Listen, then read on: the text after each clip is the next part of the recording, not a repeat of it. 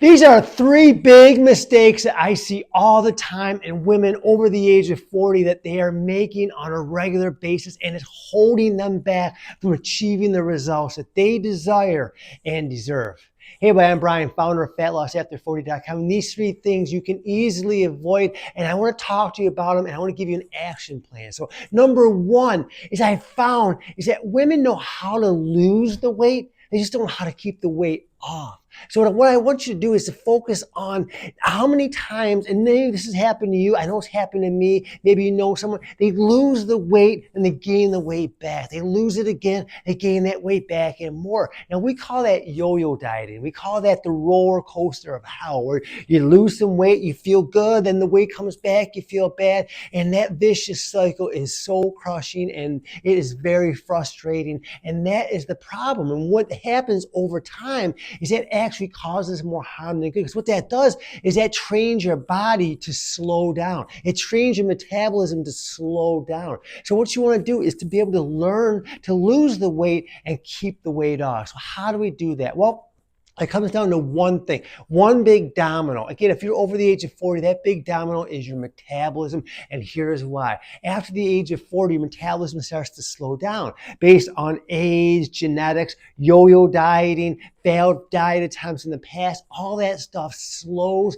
and stalls your metabolism. And if your metabolism is sluggish, it's nearly impossible to lose weight and lose fat. So what you want to do is focus on not just losing the weight, but being able to come up with a plan to keep the weight off. So what does that plan look like? So first off is you want to have a foundation of strength training, because you want to skip the cardio, skip the super hard workouts, and focus on strength training. And the reason for that is going to ignite your sluggish metabolism. It's going to help you to burn more fat, burn more calories, tone more muscle. It's going to give you that sculpted look. That has to be the foundation of your exercise program. On top of that, you want to layer in the power of protein. And what I mean by that is we want to make sure that we are eating sufficient amount of protein. I'm going to get to that soon. But those are the two things you want to focus on to make sure you lose the weight and you keep it off. All right. So number two is you have to understand food and its reaction in the body. Like a lot of times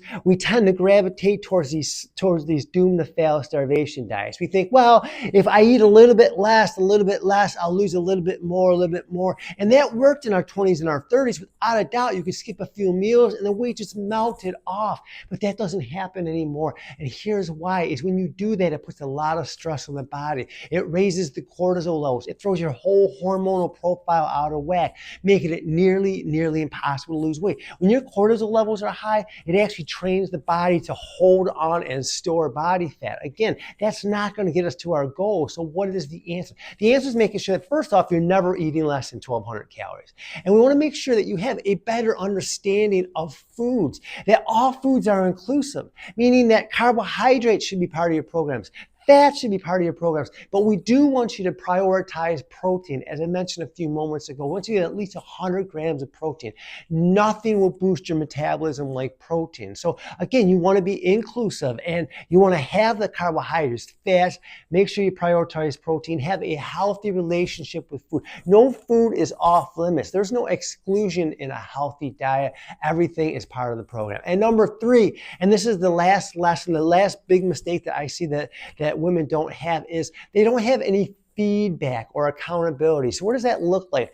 Feedback comes in a couple different forms. At the basic level, we all have or an Apple Watch, or we have a Fitbit, or something that can kind of give us some feedback at the end of the day to see, okay, was I as active as I thought? Did I get those extra steps in? Did I hit that 10,000 steps? That gives you immediate feedback at the end of the day. And then from there, we can come up with different habit suggestions. Like, okay, well, today I had 5,000 steps. Maybe tomorrow I'll get 6,000 steps. How could I do it? Maybe I'll go for a walk after work. Maybe I'll park further away. Maybe I'll do more chores around the house. All these things add up to give you that feedback of like, okay, maybe I can get a little more steps here, more steps there. When it comes to nutrition and diet, there's no better way than a food journal. Sounds monotonous. I know sometimes people, they think it's boring, but it's actually insightful, because again, if you write down everything that you eat, you start to see trends. You start to realize, you know what, maybe I'm eating more than I thought I was eating.